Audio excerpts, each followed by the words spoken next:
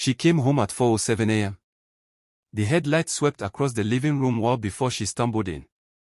Heels dangling from her hand, makeup blurred into a confession she hadn't spoken yet. She froze when she saw me sitting there. But I didn't ask. Her voice trembled as she whispered, "Don't ask." And I didn't because I already knew. We had been married 7 years, long enough to memorize each other's patterns, the rhythm of our breaths at night, the pauses between sentences when something was being hidden.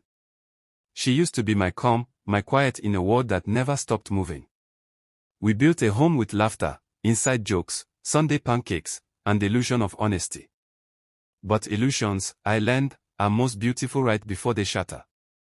It started small. Late meetings, new perfume, a brightness in her voice when she mentioned her coworkers, specifically one, Ethan. I didn't think much of it. You don't question someone you trust. You file away small oddities and convince yourself they are meaningless until they start forming a pattern. The first real crack appeared 2 months before that night. Her phone buzzed at 2 a.m. while she was in the shower. A message preview lit up the screen. Last night was worth the risk. Same place next week. I remember the sound the water made as it hit the tiles. It masked the sound of my heartbeat trying to climb out of my chest. That night, I learned silence has power. I didn't confront her. I archived the message, mirrored her phone, and let her think I was blind. Over the next few weeks, I collected everything. Texts, photos, call logs, hotel invoices charged under fake names.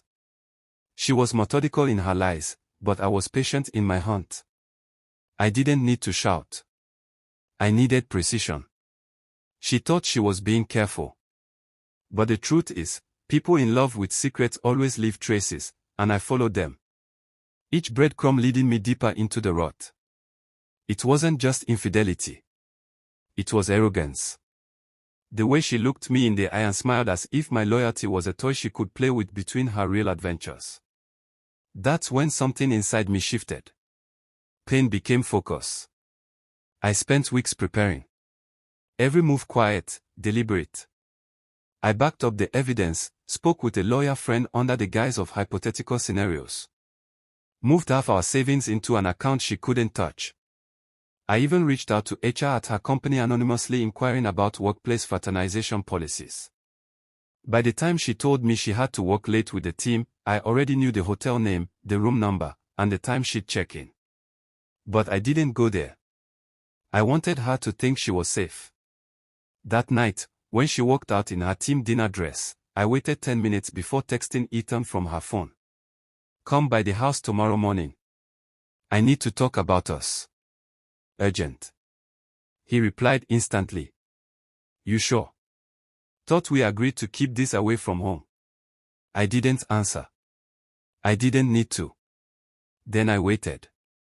She came home at 4 a.m. eyes glassy, voice low, and whispered, "Don't ask." So, I didn't. I kissed her forehead, said, "Go rest."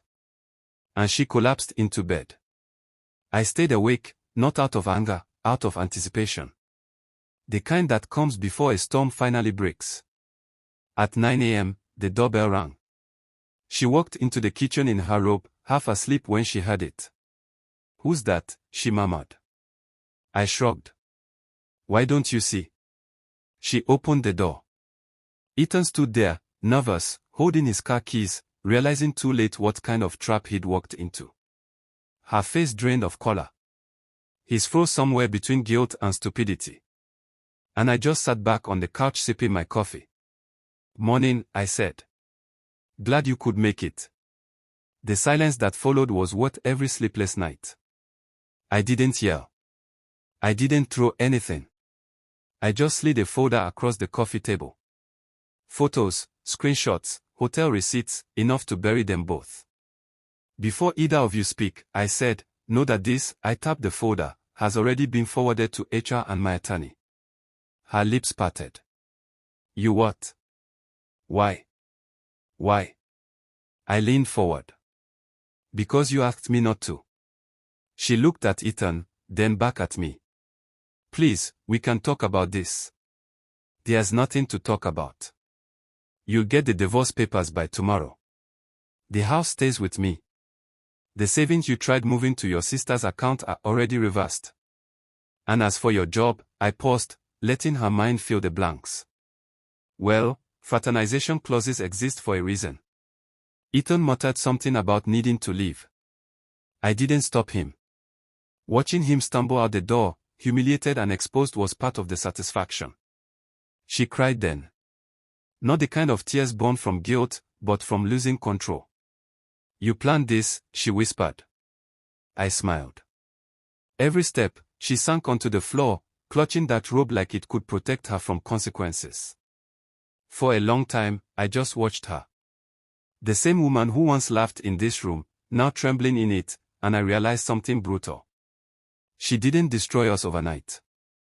She dismantled me piece by piece, assuming I'd never rebuild. She was wrong. When the lawyer arrived that afternoon, I'd already packed her things. I didn't gloat. I didn't touch her. I just handed her the keys to her car and said, "You wanted freedom. Now you have it." She tried to speak. I closed the door before she could. The house is quiet now. Cleaner somehow. There's no perfume in the air, no half-truths in the dark. Just silence, the kind that feels earned. Sometimes I replay that night in my head, the moment she whispered, "Don't ask." And I smile because she was right. I didn't ask. I acted. And in the end, that made all the difference.